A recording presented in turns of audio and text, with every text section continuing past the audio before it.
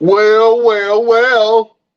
Beautiful people, best damn nation.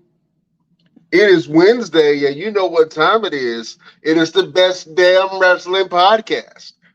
I am your humble host, Brian Renegade. Thank you for joining the show. You could be anywhere in the world, but you ain't right here watching your boys each and every Wednesday, and we appreciate that.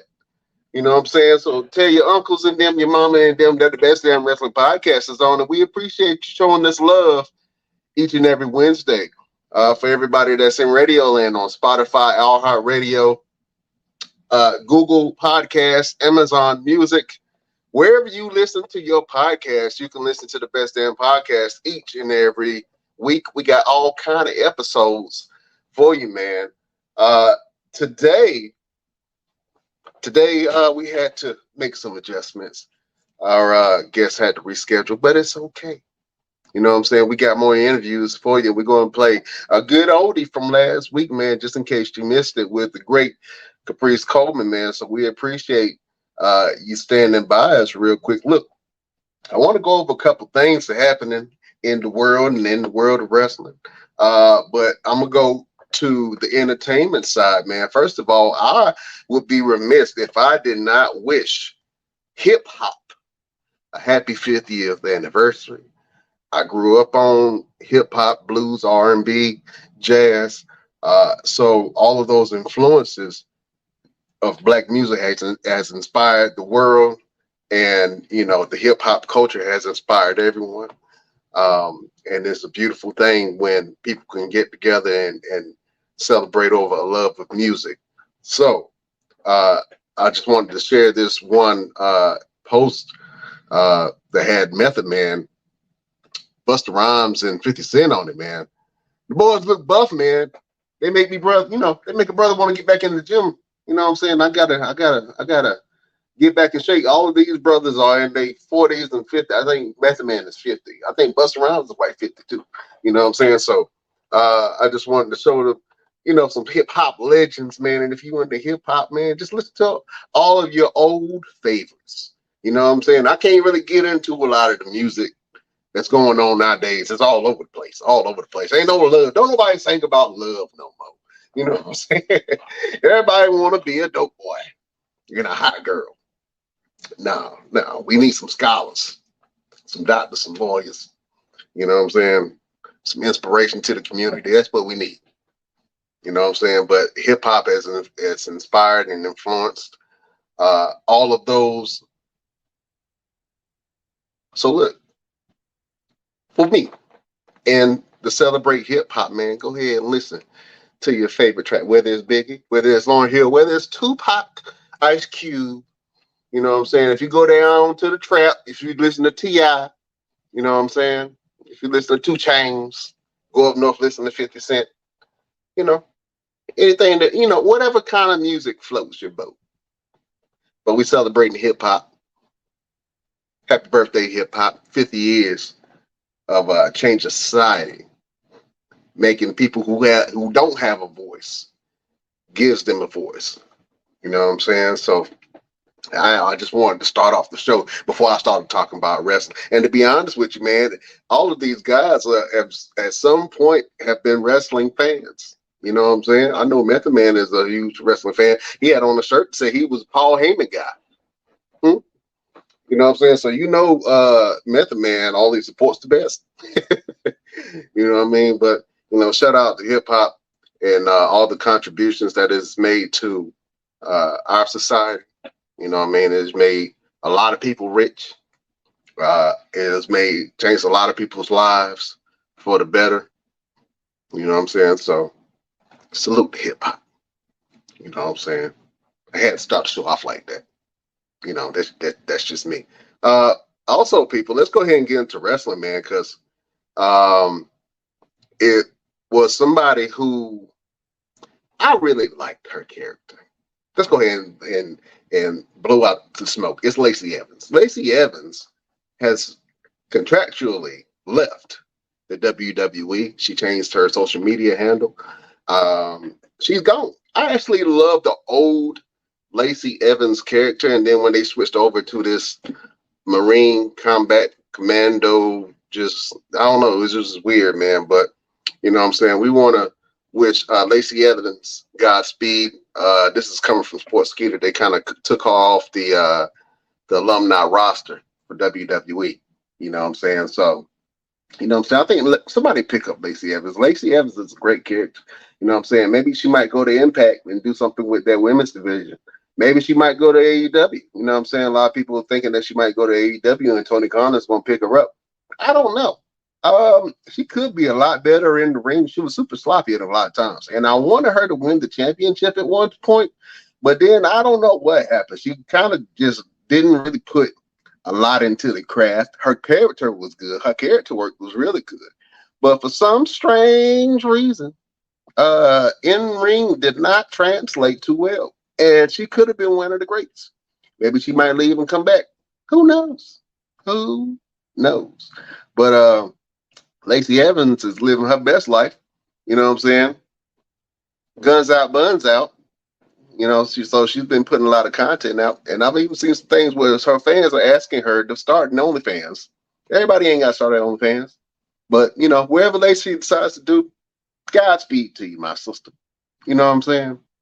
Godspeed to Lacey Evans. Oh man, let me take it to a serious note real quick because there was a lot of devastation that just happened in Hawaii. There was wildfires that was burning, destroying homes. Hundreds, if not thousands, of people have been displaced. People are needing help and aid. And, you know, anything that you can do to support these people who are in need, you know, you can donate. But I'm going to let you listen to the words of the great Dwayne Johnson. He is calling for people's support during this hard time. So let's listen to Dwayne "The Rock" Johnson. Now, all of you around the world have seen the complete destruction and devastation that has hit our Hawaiian Islands, our island of Maui. And I'm completely heartbroken over this, and I know all of you are too. Everything that I've seen transpire over these past couple of days, everything that continues to transpire hour by hour and minute by minute, it's all heartbreaking. Thank you guys around the world for all of your love and your support, your light, your prayers. Thank you for sending them to the islands of Hawaii, the people of Hawaii. And for you guys who want to donate and support in any way that you can, check the link in my bio. I'll even drop it down here in my copy. I have been speaking with organizations on the ground who have boots on the ground, and I will continue to get as much information as possible. There's so many needs. Yeah, man. That's Dwayne "The Rock" Johnson talking about devastation that's happened in Maui, Hawaii. So you know, if you got a heart, if you want to support, there's different platforms that you can go on to be able to support those missions and support those things. So go support and spread some love, man, and give some people some help that need it. Well, beautiful people. Now, all of you around of the Best Damn Crew just popped on. He is the ultimate entrepreneur. He is a photographer, a philanthropist, a creative. He is the resident villain of the Best Damn Wrestling Podcast, the genie of the Best Damn Wrestling Podcast, and the dawn of the Best Damn Wrestling Podcast. The one and only LP is in the building. What's going on, man? What's happening, LPZ? Not much, same old, trying to grind it out. Trying to grind it out, man. What you got going on, brother? Well, right now I've been doing a lot of editing, and I had a big event this past weekend, so I'm trying to get caught up on all my clients editing and photos and all that kind of good stuff. Oh man, I know how that go. Yeah, people don't even realize you spend more time editing than you do actually shooting, and that's the fun part, you Yeah. know. So, LP, I think we should do a little segment, man. Kind of offline, just of photographers, man, and probably answer some questions. Give some tips. Maybe me, you, and Rick can get on the line and do something. Yeah, that'll be cool. Yeah, man, I dig it. I dig it. Well, look, man. Um, have you checked out any wrestling this week, LP? A little bit here and there. I've been kind of in my feelings about wrestling lately. But I've been keeping up with here and there. Oh You man, what you in your feelings for? I don't know, man. I just feel like it ain't good. Um, I think the whole Jimmy thing just threw me off, and I ain't been invested since. Like I'm done with Bloodline. I don't even watch Bloodline stuff right now. I'm just so over what they got going on. Man, well, let's talk about it a little bit because we haven't talked about it. And there's a lot of stuff that's been happening, man. We didn't even talk about SummerSlam. So I kind of want to brush up on that real quick, man, because it was a lot of stuff that happened recently. And you know that the Bloodline storyline is one of the things that's been pretty much keeping the company at number one. You know what I'm saying? But for some reason, the story has kind of hit a snag, and there's some things that they were trying to explain that happened mainly during SummerSlam. We all thought that Jay Uso was going to win the match against Roman Reigns. We didn't think, but it looked like he was going to win. He hit Roman with a spear, got on top of the ropes, did the Uso splash.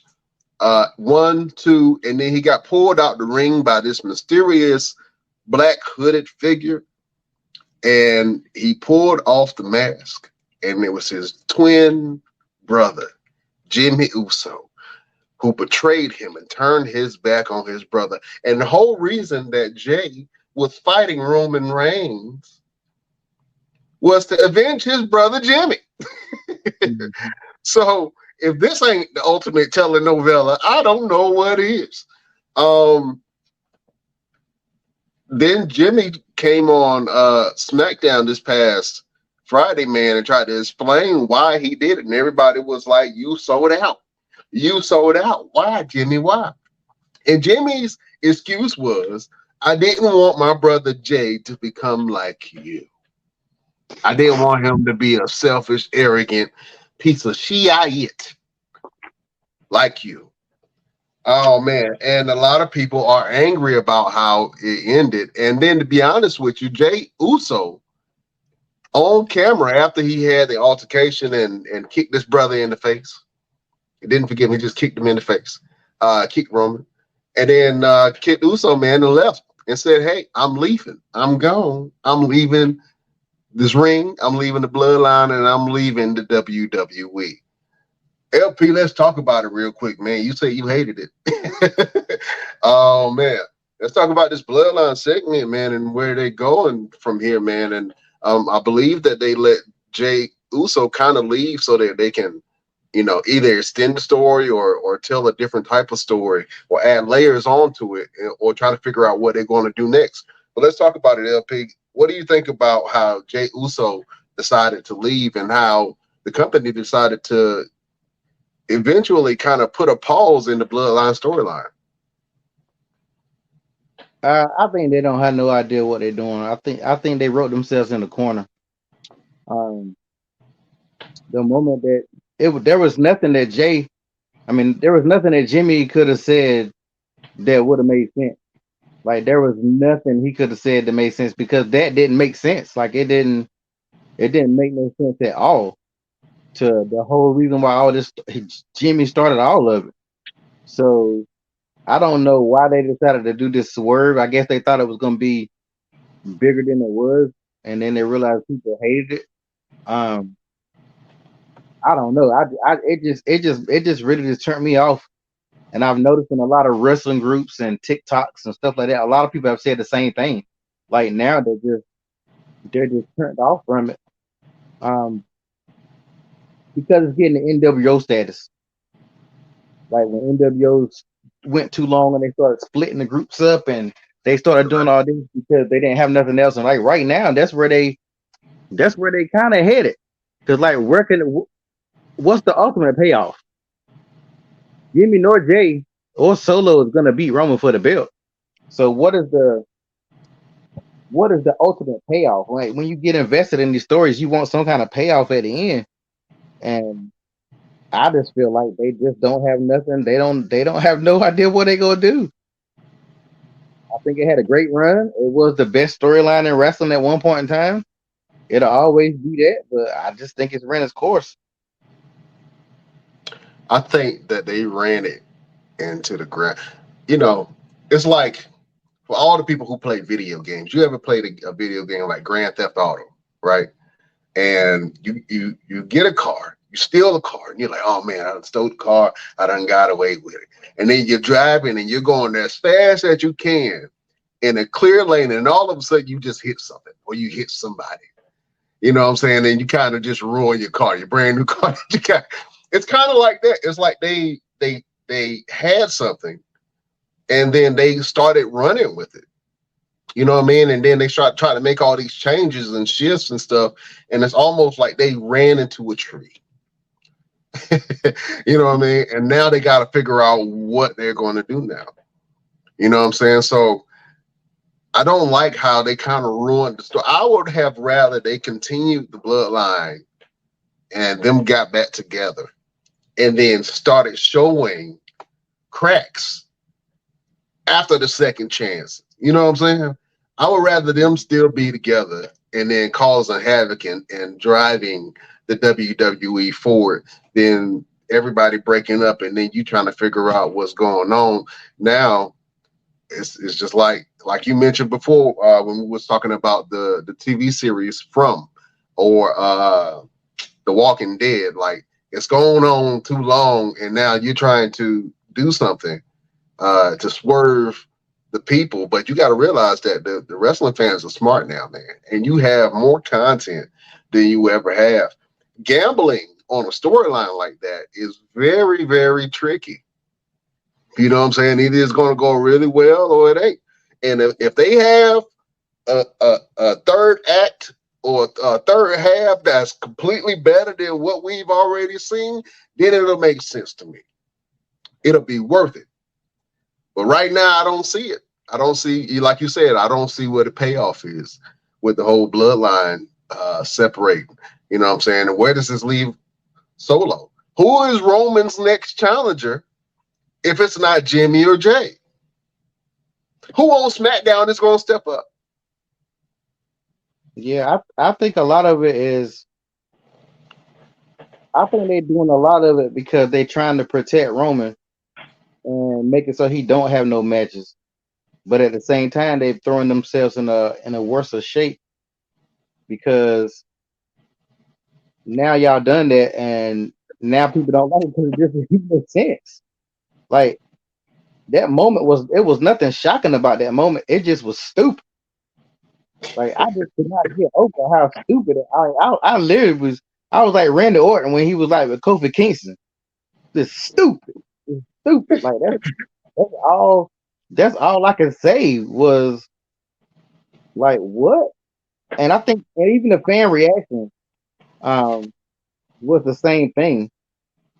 I think that I really think they started feeling themselves a little too much. I think Paul Heyman and them kind of felt like no matter what we do, they're gonna rock with it, so we can kind of do whatever we want to do, and that's the problem. Like I really think that's the problem right there.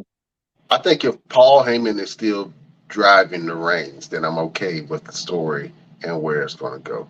I think Paul has, he's going to protect his investments. But for some reason, like I said, this storyline is just not. I wish it didn't end like that. I really wish that it would have been some kind of climax, and Jay would have won, and then you could have still continued the story. You know what I'm saying? And Roman loses nothing by losing the belt. because he can still carry the story on and then get it back in some type of way. It would have made sense for him to lose it and then get it again. But I'm not sure. Like I said, I don't know where they're going with this. And I don't really see anybody on SmackDown really stepping to Roman like that.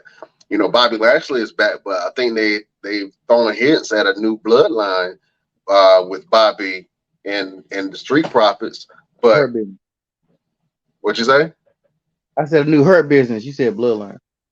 Did I? Oh, yeah. I'm sorry. The new Hurt Business. So we going to see, and then to be honest with you, they got to build that up. You can't just go and throw the Hurt Business at the Bloodline or the Hurt Business and Bobby at Roman right now. You got to build that group up because to be honest with you, Bobby has to be reintroduced to a SmackDown crowd. Everybody knows who Bobby Lashley is, but they got to do some build up. I think that the two flashes that they've shown Bobby with the suits and interacting with both the Street Business and Carmelo Hayes and Trick Williams, those are great. But now I want to see Bobby wrestle, man. I want to see Bobby rip somebody's head off. You know what I'm saying? And they need to start booking him on matches. I don't know what was going on, but you need something to fill that void. And then with LA Knight jumping between SmackDown and Raw, I'm not even sure. I think he's still on SmackDown, but he's been on Raw quite a few times. You know what I'm saying? I think that he can be that megastar, but you still have to build him up because people still, like, he's hot right now, but a lot of people still don't believe LA Knight. You know what I'm saying? So who's going to be that next challenger for Roman Reigns? Nobody, because they don't have no idea. Nobody. How gonna be? They gonna keep on keeping Cody, doing all this other stuff that really don't make no sense. And nobody on SmackDown is even coming close to any contender he could have is really on Raw. So it's like, yeah, I mean, I really think they have lost the fans with this last stuff, and I don't know if they can get them back because everybody was really pissed off.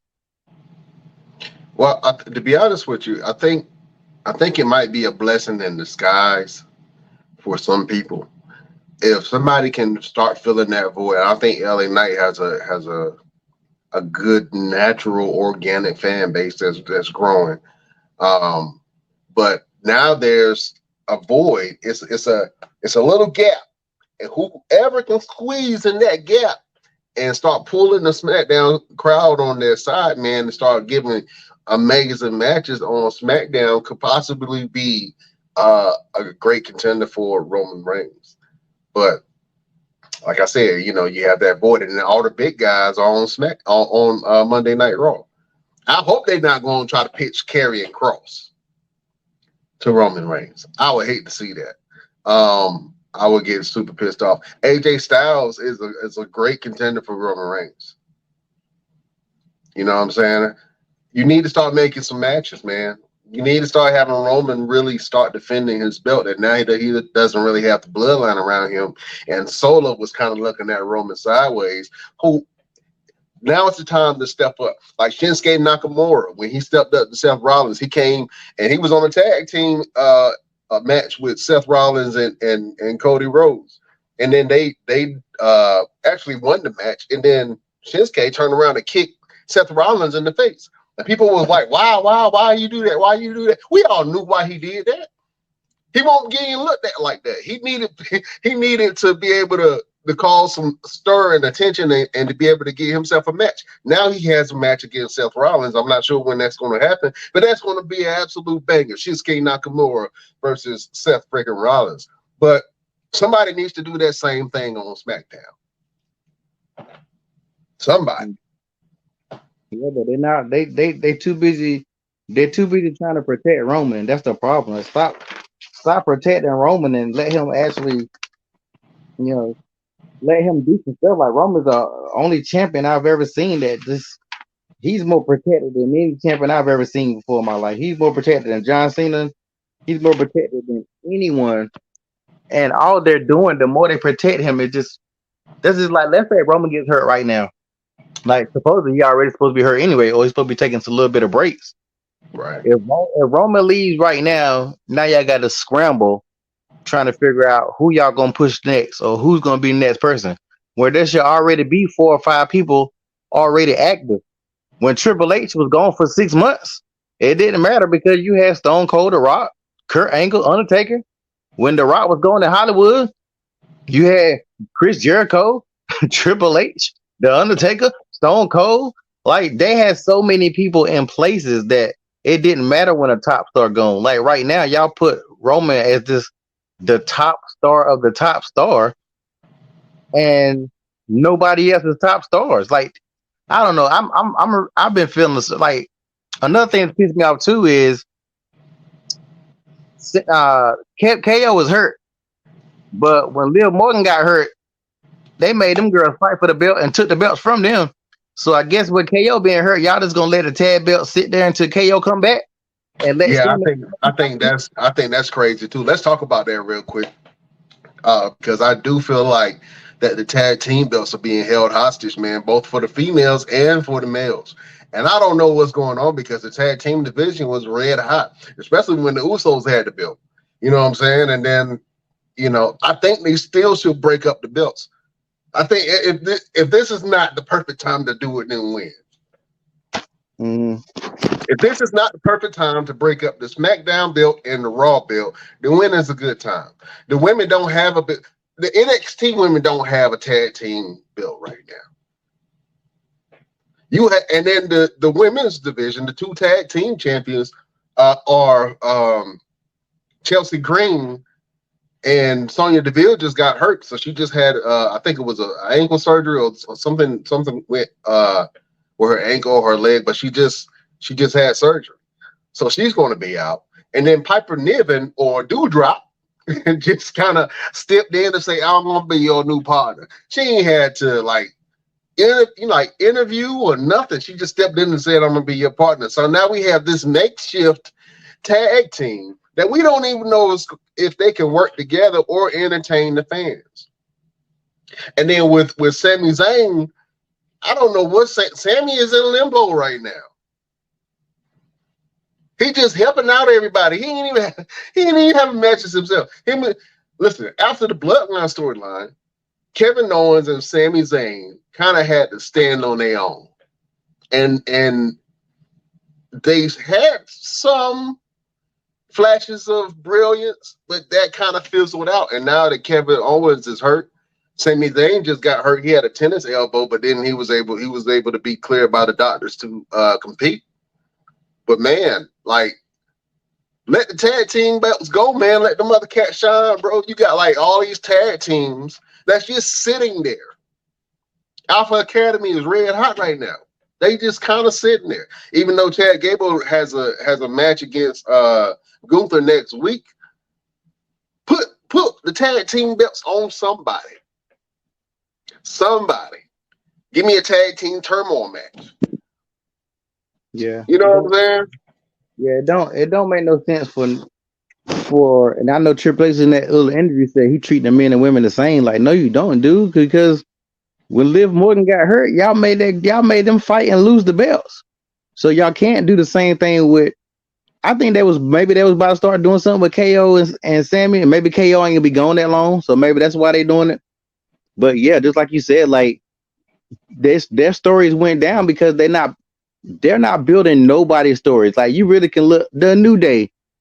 Like, I saw them come back. I guess this week, and Xavier Woods was looking like Mystical with them damn plaques in his damn. Danger. I don't know what the hell that was about. But like, they need something. Like the New Day is nothing.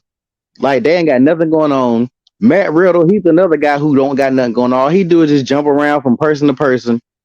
Drew McIntyre, they just gonna try to put him and Matt Riddle for some tags. Like, come on, man. Like, they got so many people that they don't have nothing to do. Like, everybody literally has nothing to do. Rey Mysterio winning the freaking belt from Austin Theory. Come on, man. Like, who's Yeah. Y'all wanted to make him a Grand Slam champion. Y'all could have did that to Sheamus. Sheamus was that's all. He's only one belt away. If that's the case, so yeah, It would have made more sense. I mean, and I know why they I don't know why they did that. I thought that Pablo Escobar, I mean, Santos Escobar, I thought for sure that he was going to compete. And then when Austin Theory kind of took him out, for Rey Mysterio to kind of step up, I mean, I appreciate it and I liked the moment. The moment was cool. And it's great for Rey because, the LWO is one of the hottest factions right now, especially on SmackDown. So I get that. But it would have made more sense if you would have let LA Knight take the belt. It would have made more sense if you would have let who's another person that's on SmackDown that's doing real good right now. Give me a name, LP. what's it? I mean, Escobar. Yeah, did you say him? Yeah, Santos. I said Santos. Yeah, it would have made more sense if you would have put it on Santos. It's a lot of people that deserve a shot, man. And for Rey Mysterio to get it, I get it, and I'm happy that Rey got it. But you're right, Sheamus could have got that belt. Sheamus has been red hot, firing on all cylinders for about a solid 3 years, bro. Hell, I don't even remember too many times where he's stopped. So it would have made sense if you would have put the belt on Sheamus. But I don't know. I don't know where they're going. And then with Drew McIntyre, I can see what Drew's frustration is, man. You know what I'm saying? He just had a match against Gunther, and that was a great match that he had with Gunther. But Gunther, at the end of that match, Gunther straight put he put a Mortal Kombat combination on Drew McIntyre. And then with the powerbomb it finished him with the powerbomb at the end. You know what I'm saying? So I think, why isn't Drew McIntyre pointed towards Seth Rollins? Yeah, I don't know. I definitely think Seth is gonna lose his. I kind of think that Seth is gonna lose his belt to Finn Balor. I don't know why I think if Finn Balor gets another shot, he's gonna lose it, and Damian Priest gonna cash it in. Hold up. How many shots does Finn Balor get, bro? He don't need no more, but I kind of feel like they're gonna do that just to make Damian Priest. I think Damian Priest is gonna cash in on him. Man, they need to leave that alone, bro. If he didn't do it at SummerSlam, it ain't gonna make sense no other time. How many times is Finn Balor gonna get a shot at the title? Why hasn't Drew gotten a shot at the title yet? All of these guys, why isn't Cody Rhodes going after the belt? Yeah, it doesn't make no sense. And who knows? Don't make sense, bro. And Seth Rollins is, I don't know if he's a baby face or if he's a heel. He's really heelish, but I guess he's kind of muttering that line of heel baby face. You know what I'm saying? But give Seth some matches. His title matches to me have been boring. Although I enjoy when Seth comes out to the ring. I enjoy him dancing in his music hit, and I enjoy his outfits that he has on. Seth is entertaining. But in the main event, I'm going to be honest with you. A lot of the times, I kind of fall asleep. You know what I'm saying? Like, right? Because it's a 3-hour show. So if I'm watching that at night, I'm not going, more than likely, unless I'm up for something, I'm not catching that last fight. But I don't know. I just think that there should be more competition on both Raw and SmackDown. I just think the build-ups, if the build-ups were better, then I think the matches you could be more invested. Like even with the match with him and Matt Riddle, they tried to build it up, but the only thing they built it up was kept on having them try to fight each other, and they try to make it personal. Like even with that, you gotta do better. Like it's a lot of copy and paste stuff going on right now. Even with when LA Knight came out with the Miz, and you know I'm a huge Miz fan, but the Miz did his regular promo. I've been here. He started yelling, and he does his same promo. It gets over for people that don't pay attention. But Right. that's damn near the same promo he did with Daniel Bryant, and I got kicked out of the locker room, and blah blah blah blah blah blah blah. Like that. I think that could help LA Knight get over. But Yeah. LA Knight is already over. Like, how much over do you want the man to be?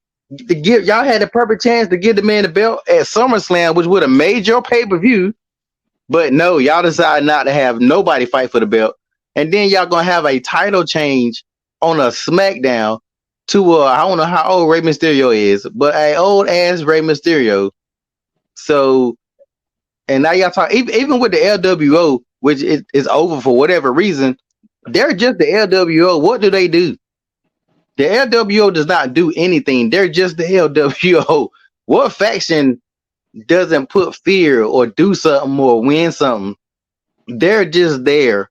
Well, And you know, to give to be like when they're fan favorites and they're baby faces. I'm glad they switched over to baby faces because a lot of people have gravitated towards the LWO.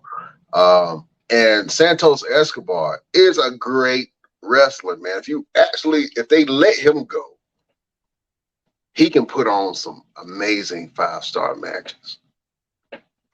Also his boys, you know what I'm saying? Cruz and Joaquin. They are a great tag team. That's on them. Listen, they will have a great tag team rivalries with a lot of people. Hell, put the belt on Hit Row. You know what I'm saying? Oh, let me talk. Let's talk about Hit Row for a second. I know we're kind of jumping around, but it's a free show today. Let's talk about Hit Row real quick. Why do you feel like Hit Row is almost kind of being buried? Do you feel that way, LP? I mean, they gave them ample opportunity to do something, but I don't completely blame Hit Row because they not the writers. I mean, Hit Row can only do what, you know, even when they first came back, and people might, I guess there are a few people that was excited about it. Other than that, yeah, I mean, I'm not an NXT person, so I didn't give a shit. But I know other people did. But like when they was there, and I know they missing a member. I guess I keep on hearing about the member they was missing, but that member can't make that much of a difference. Shane Strickland, Swerve Strickland, yeah, he was that guy. He's down in AEW, and he's made a name for himself in AEW, but I think he's kind of being muddled. I think that he would really shine if he came back to WWE. But you know, AEW allowed him to dig into his character bag, and now he's doing something that's very interesting. With this mogul affiliates kind of faction, but I'm not sure if they really gonna push him as a champion, man. He takes some tag team gold. But yeah, that's pretty much it from there. But when Hit Row was together, when Swerve Strickland was in Hit Row, man, I think that dynamic of the two of Top Dollar and Swerve Strickland and Ashante and B-Fab, I like that dynamic and what they were doing with it. It's almost similar to what Swerve Strickland is doing now in AEW. But I think that they really are dropping the ball, man. And Top Dollar really could step up. When he had a match against LA Knight, even though LA Knight beat Top Dollar sold LA Knight's move so well that it looked devastating. And I've seen LA Knight hit that blood frost trauma before, and it's like a lot of people don't take it well. You know what I'm saying? Some people take it soggy, it's super flat, or it's on the side, you know, or it's kind of like a misstep if the cameraman show in a different direction. But Top Dollar, I don't think he gets the credit that he needs for that sale job, because that was really good. And if I'm management, I'm like, dang, He made that look really good. He made LA Knight look really good. But I don't know what Hero needs to do. Maybe they need another member. Maybe they need actual leader, or maybe Top Dollar needs to really step up as a leader, man, and start showing what he can actually do in the ring. Maybe he needs to change his outfit. Maybe that's it. He look like he got like the created player starter pack outfit for a black dude. You know what I'm saying? What they should have did was when Michael Cole kept on messing with him, they should have had him go over there and beat the shit out of Michael Cole, like beat his ass down, and that would have had them more of a heel. Other than this, all of a sudden they just decided to start talking trash to the crowd. Like, no, they should have beat the brakes off of Cole, and then that would have made them, more feared or anything. Because like right now they're just there like a lot of other people. But yeah, they pose no threat to nobody, and I hate that. If one guy can make both of y'all look bad, and then it just don't it just don't sit well with me, man. Because I think the Hit Row could really be something and do something. And I was super excited when they first came to the main roster, but a lot of NXT talent doesn't always translate to the main roster. In NXT, we knew what they were doing. You know what I'm saying? But in the main roster, I don't know. Maybe the writers don't know what to do with them. Maybe they putting them in a super generic kind of bubble like they did Crime Time and a couple of other teams, man. But I don't know. I want to see them actually do something, but it don't look like they're going to do anything in the future. They had one small period of time right before Legado del Fantasma turned into the LWO, where they had one show of strength, and then that quickly dissipated. So man, I want to see more what Top Dollar and Ashante can do, man. They can really do something on the main roster if I don't know. I just really feel like they really need to. I mean, their writing has not been good, like the past couple of months. Like, I'm not talking about the last couple of shows, just the last couple of months. And it's like, you guys got all this talent, and this is Triple H. I'm not even gonna keep on doing the whole blaming Vince. Triple H is at the driver's seat, especially with Vince probably still recovering from what he can't be doing, but so damn much. But I think a lot of this is Triple H for the writers. Like, it's still outside of the bloodline. Y'all don't have nobody with no storylines going on. Even they don't need to break the Judgment Day up. They don't need to break up Imperium. They keep on hitting that stuff because none of the members of Imperium are going to do nothing without Gunther. They need each other. The Judgment Day, they are the second best faction right now after the bloodline or whatever you want to call it. If you want to say they're the number one now, whatever. But you don't want to break them up.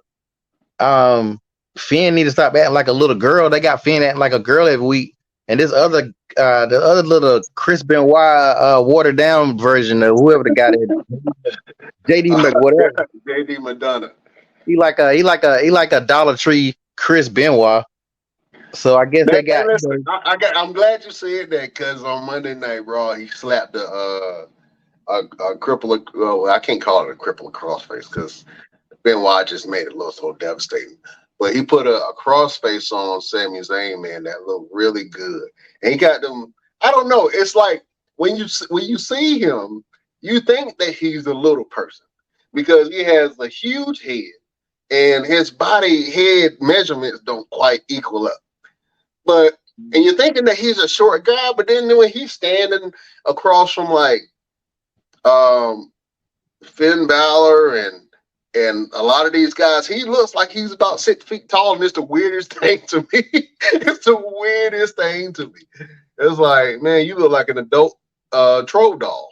You know what I'm saying? I just don't get it. But JD Madonna can be a really good power player on Judgment Day. He would fit in really well. I think if they just accepted him. I think they stopped taking members after a certain amount of time.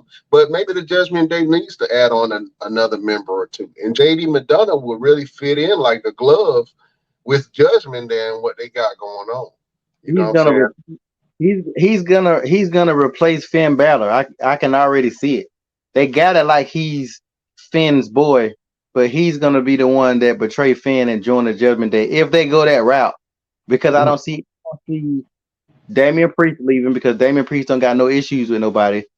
Dom and Rhea, they trying to keep it together. Dom don't say nothing when they be having stuff going on. Mainly be Rhea. So yeah, I can see it a mile away. The JD guy trying to creep in from the back door. He's gonna be the one to betray Finn, and then maybe they'll try to put Finn back on the heel side. But I mean the face side. But to me, Finn heel is the best he's ever been. Like he don't need to try to go back to being no face. Like I don't even care if Finn Balor doesn't have a belt. You know what I'm saying? Like, I like the optics that, Judgment Day has with Rhea Ripley being a dominant champion that she is. Dominic Mysterio has the North American champion and chipping and really putting some light on that. And then Damian Priest is just looming around with the briefcase. Finn Balor doesn't need a belt to make it complete. It would be nice and it would be a great optic. But even if he went after Gunther, why Finn ain't going after Gunther? Because it's Gunther. He done. Judgment Day has said a lot of stuff and really say, hey, we run Monday Night Raw. But to be honest with you, Gunther is the threat on Monday Night Raw. Nah, they don't want no. They don't want no problem. I don't think they want none of Gunther and Imperium, bro. I'm gonna be honest with you. I don't see Finn going after Gunther like that. Even if he had to wait to get another title shot at the World Heavyweight Championship, man. Even if he got an Intercontinental Championship, the aesthetics would still be there. Yeah, you know what I'm saying? Yeah. He don't want no parts. He don't want no parts of that. He don't want to feel that chop back. He don't want to feel that chop. I feel like Gunther's still about to lose it. Either he gonna lose it right before he get the streak, which would be extremely stupid, or he gonna lose it right after, and he's gonna go right after Seth. I think that's what's gonna happen. But if they I would love to see him beat Honky Talk's record. If he can beat the Honky Talk Man's record, I think that will be great because you need new legends, right? Records are meant to be broken. If anybody can beat Honky Talk Man's record, it will be Gunther. And it's believable because he looks undefeatable right now. He just made Drew McIntyre look like a noob, like he was brand new. And that ending, I mean, even though that was one of his biggest battles, he still stood up like, hey, can't nobody beat me for this belt. Gunther is the real champion in this whole company, bro. Yeah, and I think the fans really like, they like how dominant Gunther is. The fans picking up on a lot of stuff, but WWE just not running with it. When the Street Profits jumped the boys not too long ago, the people went crazy. Like, there was some heel shit. That wasn't no face shit, but they went crazy because everybody been wanting this to happen. So, like, go ahead and push the gas. Ain't no need to keep on doing no slow down. Huh? Follow up. You know what I'm saying? Yeah. Don't do no more waiting. Like, people kill when they tell me, oh, you got to build. No, stop all that. No building, no story. Go ahead and go. That was my biggest thing. Break wide. Oh, they building. No, they ain't. They don't know what they're gonna do. They don't know what they're gonna do with these things. But no, the fans went crazy when them boys was in them suits and they beat the shit out of them boys in their suits. Cause that's what everybody wants. So like WWE just needs to start giving fans what they want. It's not that hard. Everybody want LA Knight to win. So y'all gonna put him in the little rumble that didn't have no kind of meaning or whatsoever. None. Stop. That could have easily been the best moment. Maybe they didn't want his moment to overshadow Roman's. I guess the end of the storyline. Because if he would have won, wouldn't nobody give a damn about Jimmy J or none of that. If he would have wanted that Raw, if he would have wanted the last pay-per-view. Let me draw a comparison real quick, and maybe you might agree with me, maybe you might not. Do you remember when Rusev or Miro was wrestling under the name Rusev in WWE? And then he got with I can't remember the guy's name, but he was a wrestler and he was a short-term commentator for a little bit. But Rusev Day started blowing up. You remember that? Yeah. Rusev Day was super hot. And to the fact that every time Rusev came out, everybody was chanting Rusev Day, Rusev Day. That was probably the hottest that Rusev has ever been in his career. But they did not pull the trigger with Rusev, and I don't know why.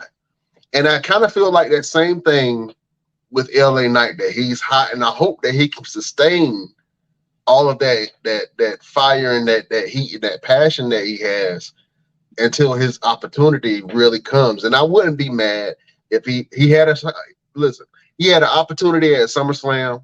I think he's eventually going to have some type of opportunity at one of these new pay-per-views that's coming up and leading into Survivor Series. Maybe he might be put on the Survivor Series team or something. I don't know. But I hope that they do strike while the iron is hot and don't wait till he kind of fizzle out and just, kind of dissipate. Sami Zayn has fizzled out. I'm sorry. Sami Zayn has fizzled out. I still love Sami, but Sami ain't got nothing going on right now. He ain't got no storyline. He's not relevant in any kind of way, other than being tag team champions. But his tag team championship run has been lackluster. Let's be honest. You know what I'm saying? I think that the belts was better on the Bloodline, on the Usos. You don't agree with me? You do? You don't? Maybe. Yeah, I'm the only reason why I would say that's not. It's still go back to the writing. It's the writing fault. It ain't their fault. Like they just need to. As soon as they won that belt, they should have got attacked by some tag teams, or they should have. They should have had a tag team tournament, and they should have kept it going. But no, Sammy and they didn't do nothing like the last couple pay-per-views. One pay-per-view, they were sitting in the stands watching. I forgot what pay-per-view it was. They did. I think it was what was it? Whatever the pay-per-view that was like after when they won the belts, one of them, they didn't even wrestle. So like no champion should not be wrestling on a pay-per-view. I don't care what nobody say.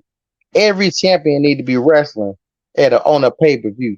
There's no reason why Austin Theory shouldn't have had a match at the last pay-per-view, or none of the tag people had matches that last pay-per-view. Like that's the stuff that's the whole purpose of a wrestler. Your goal is to hold a belt. Wrestling is wrestling, but everybody's supposed to. The belt means you're at the top. Like everybody wants some kind of gold. I don't know why they acting like that's not the end goal. That's like a NBA player. His goal is to get him a ring.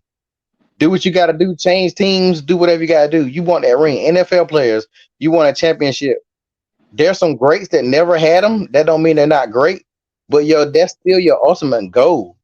So Gunther's ultimate goal, he got a belt. Austin Theory, I mean, they do got a belt, whether they using them right or not. But like, you got the Viking Raiders, you got Alpha Academy, you got Street Profits or whatever, Suit Profits, whatever the hell you want to call them. You still got the New Day. You got at least 7-8 tag teams that hasn't even tried to fight for the tag team belts. That's the dumbest. That's the dumbest right there. They haven't even stepped to Sammy and Sammy and Sammy and KO should be on both shows. Since they don't want to split them belts, they should be on both shows, back and forth, so people can step or let people or get rid of the brand split, because it don't make no sense for all 4 belts to be on one person on one show. Yeah, man, I really do help if you're going to split the belts, this is the perfect time to do it. It makes sense. You know what I'm saying? Don't write it into a storyline. Listen, one of the tag team champions is hurt. The other one is kind of floundering around. Split up the belts. And then when KO gets better, let KO and Sammy fight for the belts that they never lost. Mm-hmm. You know what I'm saying? That makes sense to me. Like, right now, this don't make sense, and you got everybody kind of swimming and trying to feel their way around, and a lot of people are lost, man. And it's going to be, it's not. I just hope that they get it together, man. There's some new talent kind of step out and do something. Let's talk about on Monday Night Raw, man, this horrible ass match between Trish Stratus and Becky Lynch.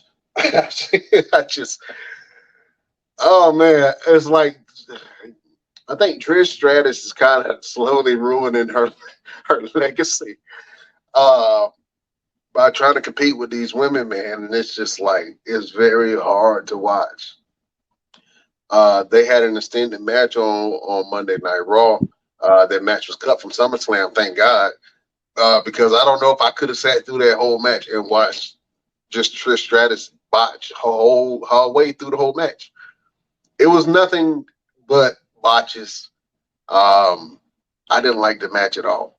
And then she keeps trying to do this, the handstand hurricanrana that everybody has to help out with, and that she messes up every single time. Stop doing the damn move. You know what I'm talking about, LP? Yeah. Yeah, I couldn't be a wrestler because I'd be one of the wrestlers that I would be honest and tell like, look, you don't do that no more. You can't do it no more. I mean, don't nobody want to be honest and tell you like, stop trying it. You don't, you find something new to do, but you can't. You see, Undertaker stopped doing old school after a while. Mm-hmm. No, he couldn't get his ass. Them tight ropes no more. Yeah, so like I wouldn't want to see him try to walk the tightrope. You pretty much got to help him walk the tightrope. Like, nah, bro. Take it out of your arsenal if you know you can't do it no more. Yeah, Trish is ruining Becky, and she ruining her legacy at the same time. Like, cause these generation who only heard of Trish Stratus and they can see the highlights, now they looking like this is the Trish Stratus y'all guys said was the top star. This shit, and Becky is getting nothing out of this. Only Becky getting left behind. Well, I ain't gonna say she getting left behind because the other women ain't doing nothing either. But Becky could at least be looking at Rhea Ripley face or something. Like, but they ain't got Becky. They got Becky over here, like, I guess getting that check, getting them free checks. Like Sarah Logan. Sarah Logan got the easiest job in the world right now. Easy manager. You know what I'm saying? She ain't even barely got to wrestle like that. You know what I'm saying? And Sarah Logan is a real threat, man. She can actually really wrestle. And the Viking Raiders has been kind of modeled in the same kind of realm. But yeah, let some of these women face Rhea, man. You know what I'm saying? Let Zoe Starks face Rhea.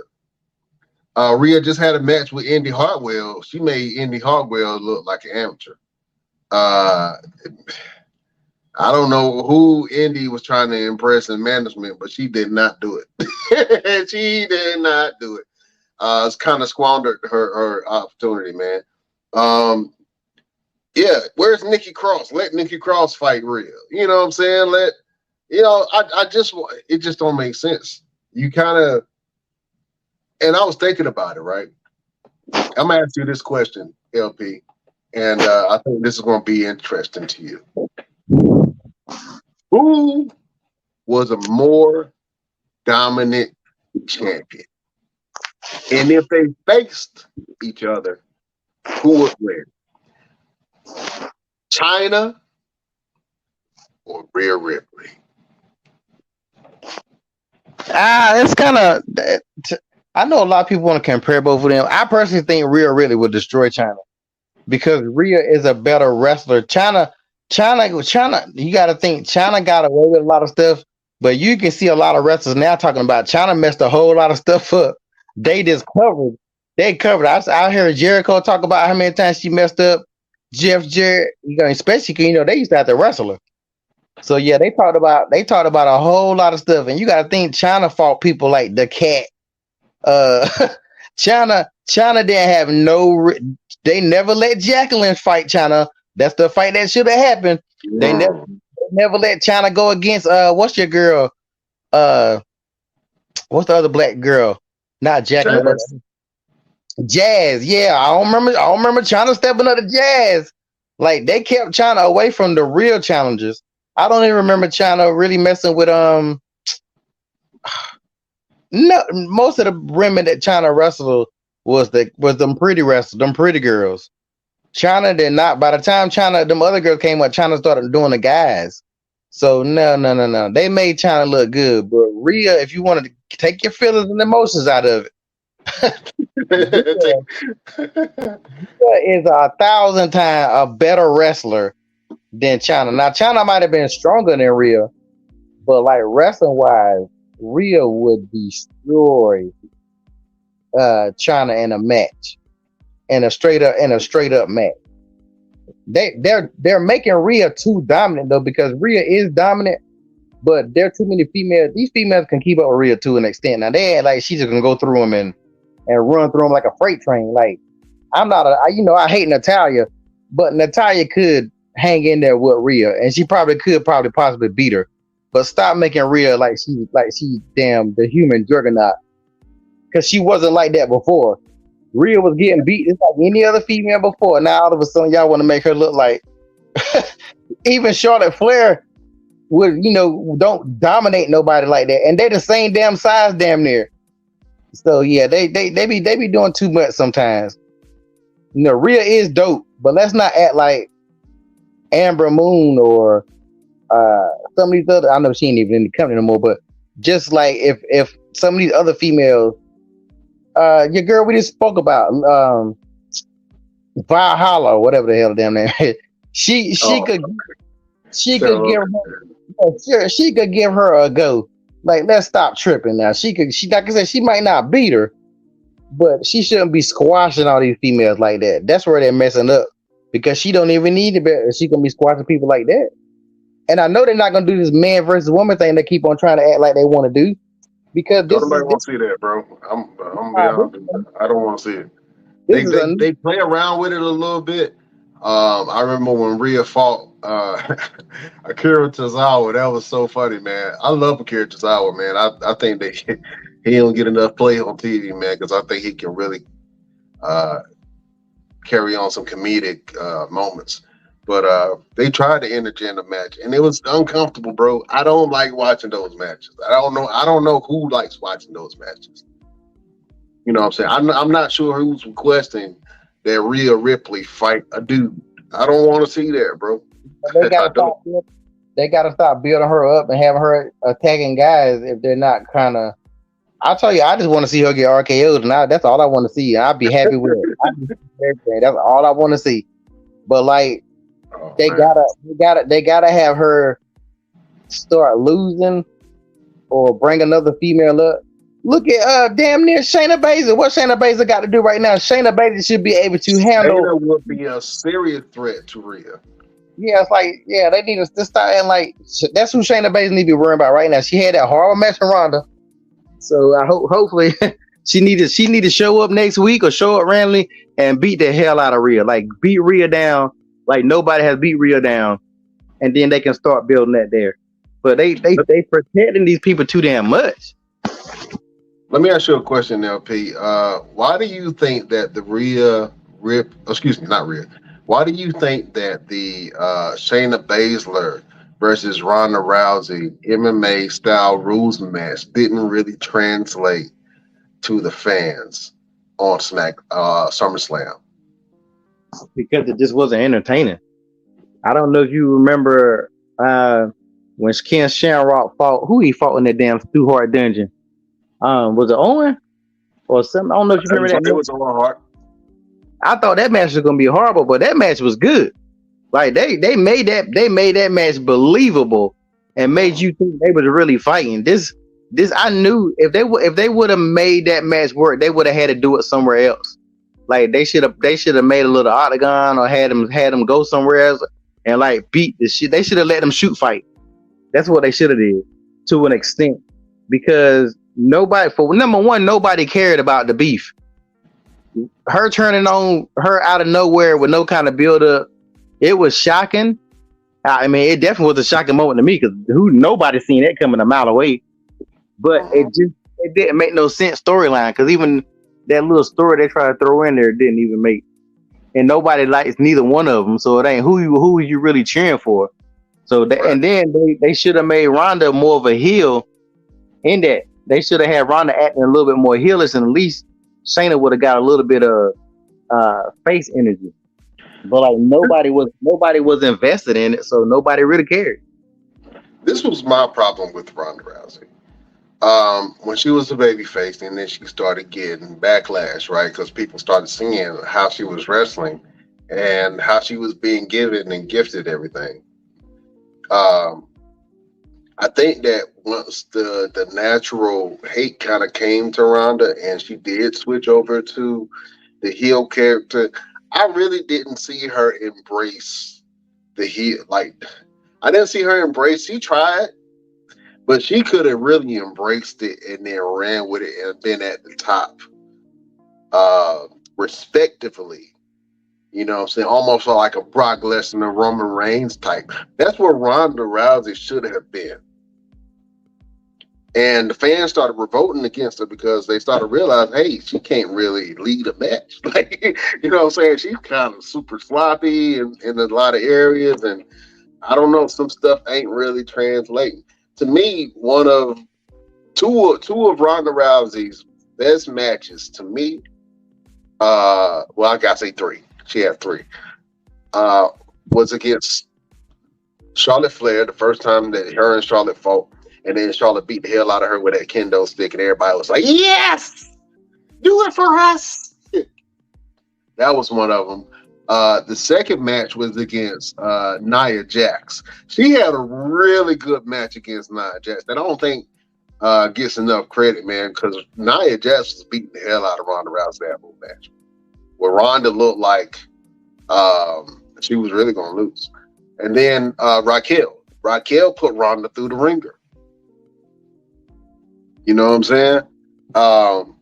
But two of those women really knew how to lead the match, and they made Ronda look good, and then Ronda was selling during that match. For some reason, when Ronda turned heel, it didn't translate the same way with the fans, man, and it was kind of lackluster. We wanted more.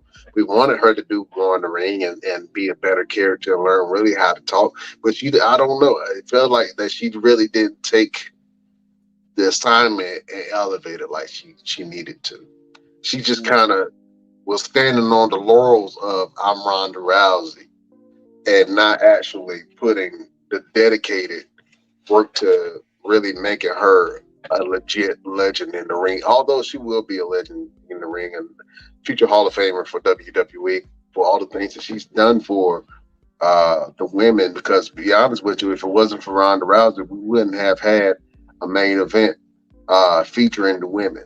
You know what I'm saying? So Ronda Rousey really opened up that door for the women to start main eventing. But, you know, we're in a situation now where, you know, the women got to step up too, man. Everybody got to step up.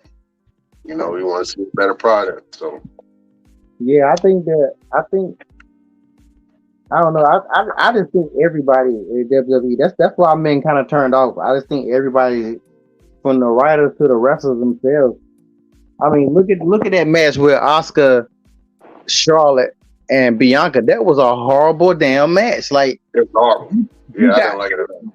You got three of the best females to ever do it. Like, how in the hell was that match that horrible? When I was watching it, I was just like, "Are you fucking serious? Like, are they high? Like, what is wrong with them? That this match? I mean, botches, and they was calling stuff out and setting stuff. And it's like I've never seen Bianca have a match so bad, and I don't think I've ever seen none of the three have a match that bad. And you put all three of them together, and that's what you gonna get. Yeah. Like, man, like everybody is phoning it in right now at WWE, and they better do something, because love it or hate it, or whatever issues AEW have on, AEW be having some bomb matches here and there. But I can't honestly sit here and say the last great match I've seen at WWE that I was like, or great promo that I was just like, oh my god, like, really, what was the last great match? Great match, not a good match. What was the last great match that we seen? The last great match that I saw was probably Gunther versus Chad Gable. That was a really good match. I really enjoyed that. Let me see. Great match. There ain't been a lot. Seth definitely hasn't had a great match in a while. Not to me. I would have to go to NXT, man. NXT been putting on some bangers, man. The match between Carmelo Hayes and Ilya Dragunov was an amazing match. That match was really good, man. NXT has some really. If I had to say who has great matches, NXT usually has some really great matches, man. With some of the talent that they have down there. So I don't know. Like I said, they got to pick it up. You know, whether they do good or whether they do bad, man, we gonna talk about it. You know what I'm saying? We're gonna talk about it. I know the fans have also been clamoring for more AEW content too. So we're gonna talk about some more of the AEW matches on the next podcast. But man, yeah, we're just asking for y'all to step it up a little bit, man, because we can see the gaps. You know what I'm saying? We super fans, Jack, so we can see the gap. We can see the gaps in the armor. You know what I mean? So I just hope that they pick it up in some type of way. Listen, Mr. Everything is not here, but LP, you know, he shared something with the group, and you know, I'm gonna kind of be critical, and I was hoping that he was gonna get to defend himself, but now we just gotta watch it. And I want you to. He asked us, you know, hey, what do you think about this promo that I just cut? Right? You saw it. Mm-hmm. I want to get your honest opinion on this promo that Mr. Everything just cut on one of his opponents. We're going to give it a grade, A through F. You already know how it is, man. So, beautiful people, prepare yourself as we go back to school. Excuse me, class. Class. Shut up! Wow! 3, 2. No! That's not how you respond, Trevor. Get it in your head. Victor Andrews versus Trey Havoc was planted. The moment you stepped in the ring for me to train, that's what I'm preparing for. It's not about the title. The title, I don't mind taking it from you. But that's not what I want from you. What I want from you is for you to show me, show the world how good you are so I can show them how great I am.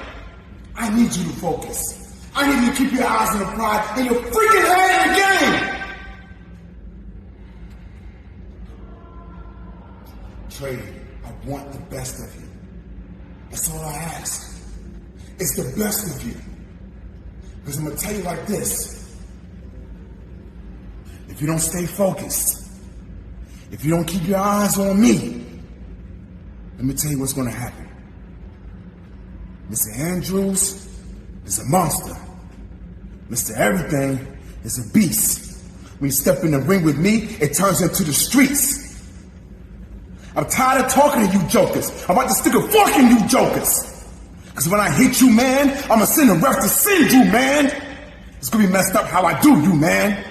Because there ain't no remorse for your corpse. Because the truth is, they won't be able to identify your body. Because you'll be toothless.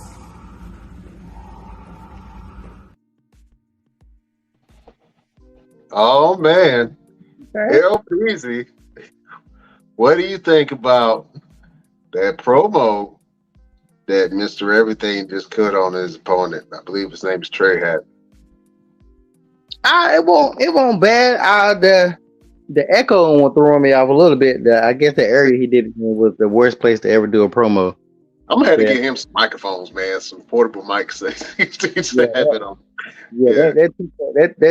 took away from it a little bit because it was just so echoey. But it won't bad. It seemed a little rehearsed though. You know, Mr. Everything seemed like he was reading from a script. You know, I want to see a little bit. I want to see a little bit more of that vicious energy you can put out. You know, but it definitely won't bad. What grade would you give it? Let's see. I would give that. I get it a C plus. Cause I know I've seen him do much better than that. So I gotta keep it a buck with him. I'm gonna give him a C plus. and part of that is the damn echoing. But I know he can get a little bit more with it. Yeah, man. I gotta agree with you on that. I think it was a little echoey, but I think that he could have connected with that promo a little bit better and have a range of emotions, especially within his eyes. He kind of kept his eyes kind of staring at you the whole time. I think I will give it a C plus, man. So you want our honest opinions, Mr. Everything, we giving it to you, man. That was a C plus promo. We know you can do 20 times better than that. So come harder next time like you does, Mr. Everything. So yeah, you heard it first from your boy LP. LP said he gave you an F. Ain't that what you said, LP? No, I ain't get that man no F. He didn't cut one. What's your boy? God dang, can't think to do promos. They call it the worst promo in the history of promos. What promo was that? God dang, what's his damn name? It's a white. I'm gonna have to find it and send it to you in the inbox. It's like they say it's one. To me, it's one of the funniest shit ever. He's like, you don't got me mad, boy. It's just God. I'm gonna find. Literally, if you Google worst wrestling promos, Jeff Farmer, that's his name. You ain't never seen a Jeff Farmer promo? Jeff Farmer? No, I gotta look that up. I'm gonna send that as soon as we get out of there. I'm gonna send it right to your inbox. Jeff Farmer, my man. I'm gonna be looking forward towards that. And staying on the Mr. Everything train, I saw a video of him and one of the Best Damn Nations alums. Let's take a look at this move that Mr. Everything hit on him, man. It was nice. He was asking the fans what should he call it or what you call it. So LP, when you see this, I want you to kind of think of like one or two names that we can help Mr. Everything call this move. It looked like a finisher to me if he can execute it on everybody. But let's check this out and see what Mr. Everything is working with. Take 3 seconds out of that, and it takes to pin somebody where you're like, you're going to have to take some. But again, what does that put Victor Andrews in this? I mean, he just took the number one contender to the limit. Look at this. Oh, he's got him up. Nathan Cross in some real trouble here. Round and round we go. Oh, my God. With no hands. That's making me dizzy. And oh, that was nasty. And still only a 2 count. That was pretty impressive, man. To spin a guy on your shoulders and then kind of took his hands off of him and then ended it with a power bomb. You know, it's pretty dope move. What would you call that move, LP?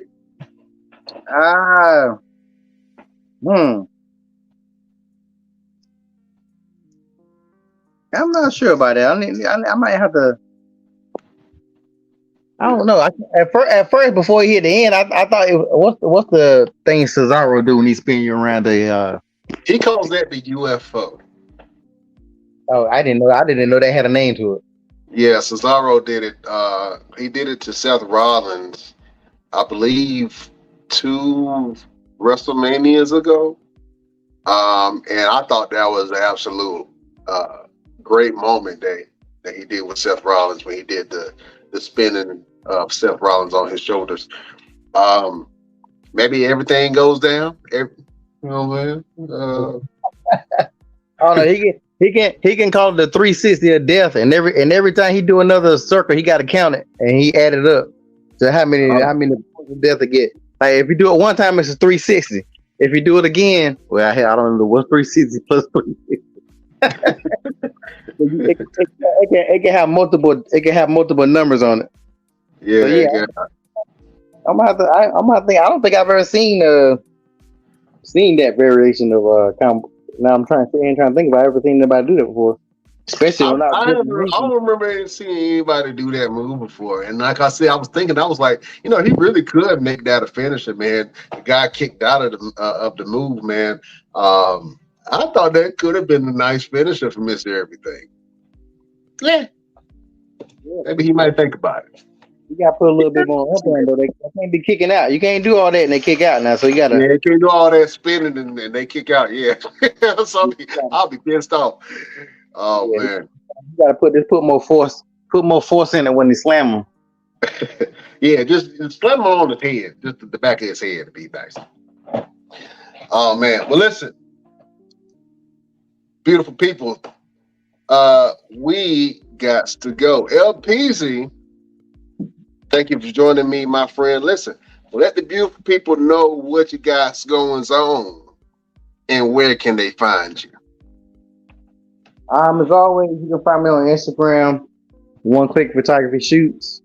There's always photos, fashion shows, all that good stuff that's coming up. Just keep up with me on there.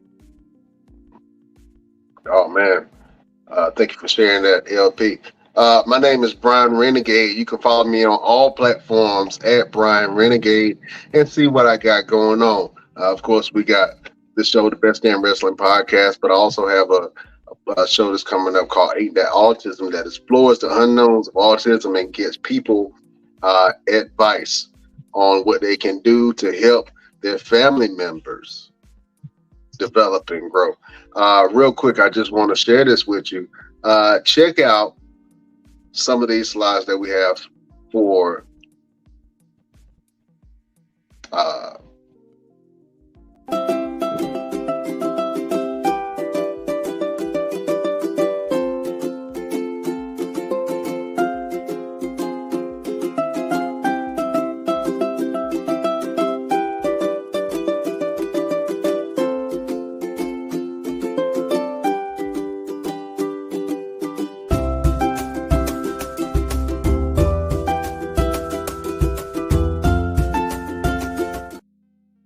support, man. Just go to blueheartsforautism.com. You can support, you can donate, you can buy some fresh coffee that's ground 2 days before you get it. That's roasted and ground 2 days before you get it. I ain't never had fresh coffee like that. It tastes absolutely amazing. So listen, if you want to support a good cause, go to blueheartsforautism.com and you can support everything that they got going on over there. Other than that, man, you can check out my website, theheadshotheroes.com. I do marketing and advertising for businesses. I still dust off my camera every once in a while, LP. You know what I'm saying? And give people some stuff. You know, I had to look at it, man. I was like, you know what? I have at least 10 pictures that have over 2 million views on it.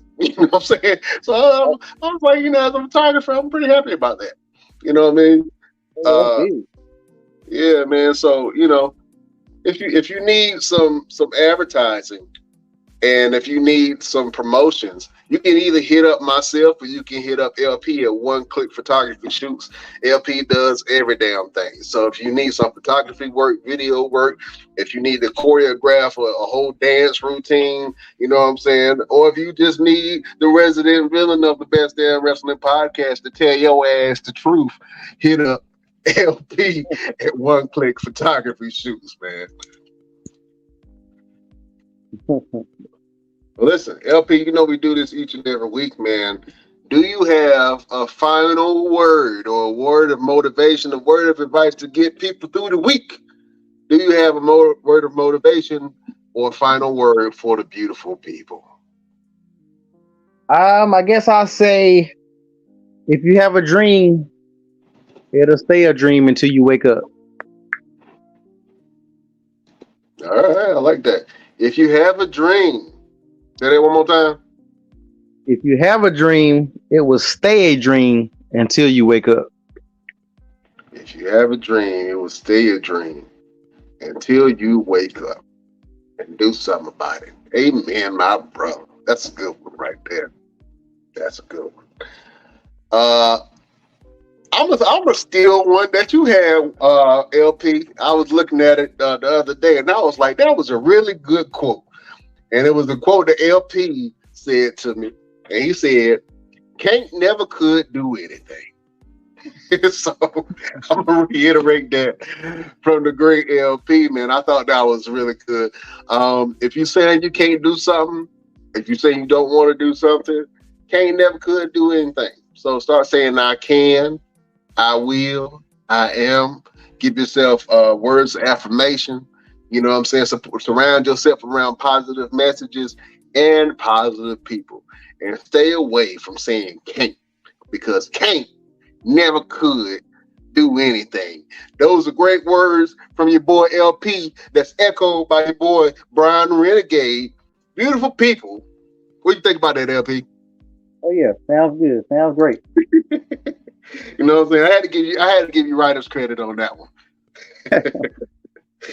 Oh man. Well, look, we can't hold you no more. Beautiful people. Thank you for joining us. We rescheduled our George South interview, so please stay tuned and watch out for all the advertisements for that. You can go to our social media page anytime and check out and see what we got going on, man. You can go to our Instagram at the Best Damn Wrestling Podcast. You can go to our Facebook group at the Best Damn Wrestling Nation. You can visit our Facebook page, the BD Wrestling Podcast, where we post all of our content. You can go to our Twitter page, Best Damn Crew. You can visit us on Twitch at the Best Damn Wrestling Podcast, and you can visit our TikTok at Best Damn Wrestling. And if you want to support the show, the only thing that you have to go to is our Patreon, www.patreon.com/the Best Damn Wrestling Podcast. For as low as $5, you can get all kind of goodies, knickknacks, paddywhacks, and you can even give your dog a bone. Just go to the Best Damn Wrestling Podcast / at Patreon. So go to our Patreon page, www.patreon.com/the Best Damn Wrestling Podcast, to support your boy. LP. Mm-hmm. Man, go ahead and post some of them pictures that you've been taking, your house photos that you did, man, on the Best Damn page, so everybody can see what the great LP has been up to and doing. I got you. Oh, man. Beautiful people. Thank you for joining us. We will see you next week on the next Best Damn Wrestling Podcast. Bye-bye, bitch.